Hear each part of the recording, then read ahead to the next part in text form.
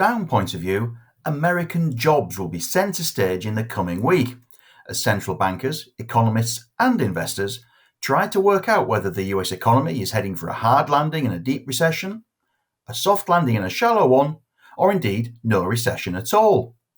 This is important because it could dictate the direction and pace of any changes in US interest rates.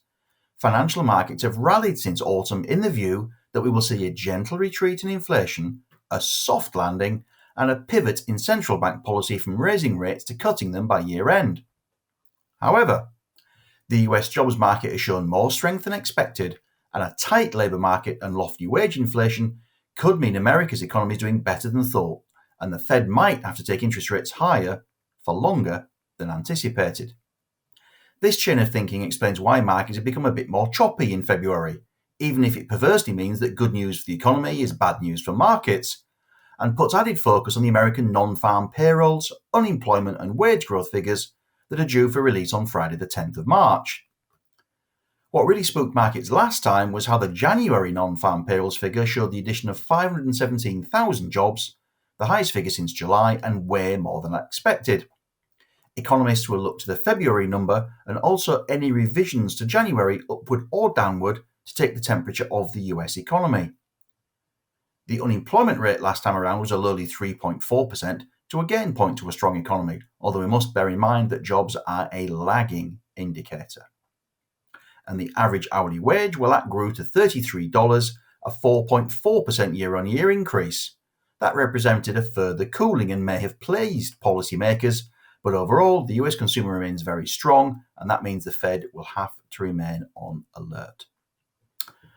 On the corporate front, we have a long list of full year and half year results and trading statements due for release in the coming week, with around a sixth of the FTSE 100's members updating the market. A good number of small and mid caps are due to do the same, and names which could be worthy of particular note include the following, although some of these dates could yet be subject to change.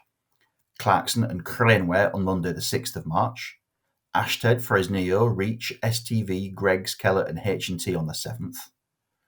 Legal & General, Convatec, Hiscox, Darktrace, IP Group, Restaurant Group, Ibstock and Spirent on the 8th. Aviva, Spirax Sarco, Entain, DS Smith, Informa, Page Group, 888, Hammerson and Kia on the 9th. And Barclay and Robert Walters will round out the week on Friday the 10th of March. But for all of that august list, the company which could just cause the biggest fuss in the week ahead is Admiral.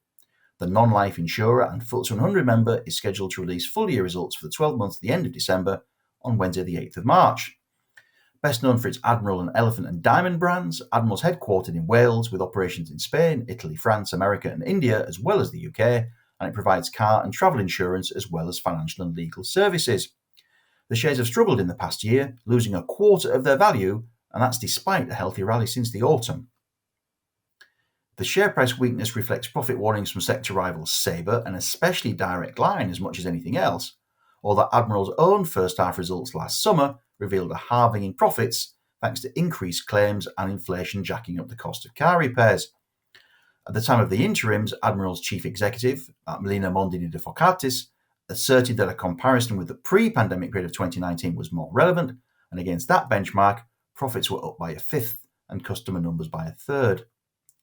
Direct Line's dividend cut and then the abrupt departure of its chief executive back in January may not have helped sentiment either.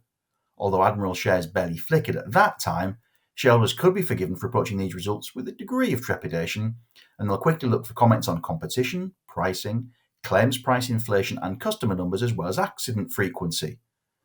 These details will in turn all help to shape the headline numbers to which investors and analysts will then quickly turn, namely the combined ratio, pre-tax profit, solvency ratio, and finally the dividend. The combined ratio is the first guide to profitability. Any figure below 100% means an insurer is profitable. Any figure above it means it's in loss. The 2021 figure at Admiral was 85.2%, and at the half-year stage of 2022, that had slipped to 96.7%.